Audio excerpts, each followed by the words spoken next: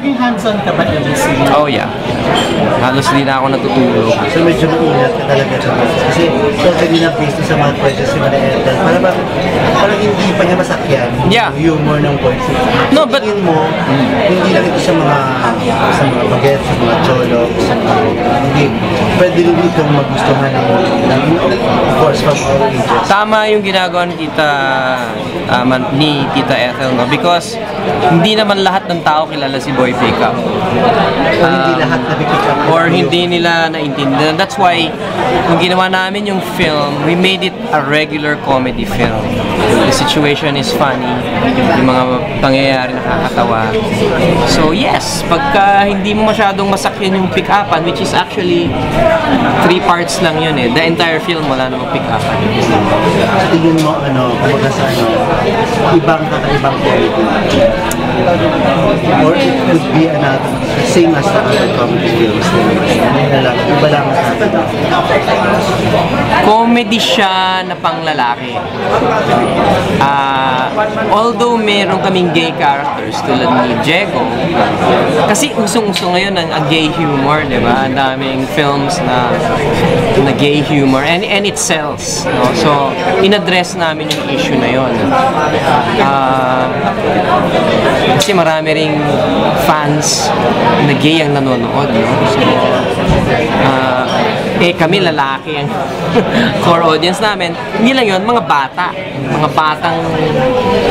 daming gumagaya kay Boy Pickup na bata. So we made it a film that's wholesome enough and at the same time entertaining na pag pinanood mo kahit mading ka man, lalaki, matanda, bata, masasakyan. So, bakit nga ba wala si Richie? Wala siyang participation sa game? Pero inaabangan na natin. Hindi, wala namang time din yung asawa ko. She's full-time with our son. And kapag inask ko pa siya mag-guest, bawa naman yung anak namin, diba? So, mahirap din mahirap siyang, kasi yung shooting din namin medyo long hours talaga. So, minabuti na namin na, although tinutulungan naman niya. So, matagal-tagal pa bago bumalik si Rich. Hindi ako sure. Sa ngayon, enjoy rin naman sa mga mother.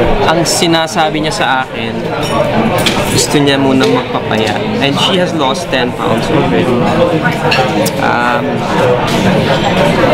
So, siguro 10 na lang to go. Well, sa kanya, no? Ako sa akin, okay na yun. But she's done so much. Ang laki na lang ipinayat niya. Ang last na party kill kasi nakita namin, nakita ng pinayat. Pero ano bang next siyang gagawin? If ever bumalik siya sa work? Hindi ko alam hindi pa namin napapag-usapan. Magandang siya na muna yung tanongin ninyo. But she has plans of coming back very, very soon. Pero may plano kayong vacation, di ba? Vacation Yes. muna bago bumalik sa work. Hindi ko alam. Kasi by September. Hindi ko alam. Baka bago doon bumalik siya. I'm not sure. Kasi may preparation na rin kayo dun sa kanyang anak. Sa 25th anniversary. Hindi kasi ako nakikialam dun sa mga plans niya, no? Kami sa family lang. Best if you ask her. Basta kung ano man yung plano niya, supportado ko yun. Ganun din siya sa akin. Although napag-usapan na ninyo yung ever bumalik siya sa work, may mga limitations siya napag-usapan. Wala naman akong limitasyon sa kanya. Siya na mismo yun. Siya lang kasi gusto niyang habang lumalaki yung anak namin, magampanan niya yung pagiging nanay. Di ba? Minsan lang tayo maging nanay, no? Minsan lang maging bata yung anak namin. Nakakatuwa naman si Regine na prioridad na yung anak namin. Malaking pinagbago na kanina. Malaki na yun. Yeah, he's already almost 7 months. Ang dami ng gimmick yung bata. Medyo nilalagnat lang ngayon kasi, hi tita, kasi merong virus na umiikot. So, medyo nagwo-worry din ako. Kailangan ko na nga rin mag-alis. But he's So binabantayan mo. yes. Thank you. Thank you din. Sir, Boy Pickup merchandise. Kasi parang, di ba, sa Francism sa uploading kayo ni Sir Francis yung Yeah. yung ano, Oo. hindi ba parang mas tumataas yung benta ng boy pickup merchandise kaysa dun sa regular na ano? Ay, hindi ko naman alam kung ganun yung benta. But, ano yung tanong mo? Kasi parang mas maraming interesado sa boy pickup merchandise kaysa dun sa regular na mga merchandise. Ay, hindi ko alam kung totoo yun. But I'm very thankful to FMCC because naisip ko kasi na FMCC ang mag-carry din ng boy pickup line kasi bagay because it's hip-hop. At the same time, Francis M is an old friend of mine and the family, the Magallanes are friends of mine, and Sina Willie Velasquez of FMCC are friends of mine, and they know the music, they know the vibe, they know the jerseys. They give me percentage. Maliit lang. So, parang proper frame niya.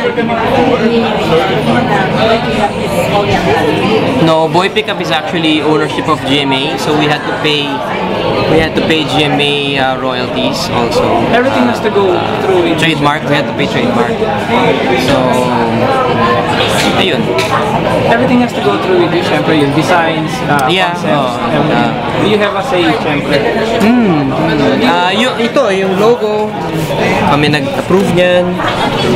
Yung cap, yung design ng cap, at yung mukha ni Boy Pickup, the boom, kung ano yung ilalagay. Ako na nag-iisip. Pero nagde-design ka rin? Or? Hindi. Sila nagde-design, pinapa-approve lang nila sa akin. Thank you din. Thank you.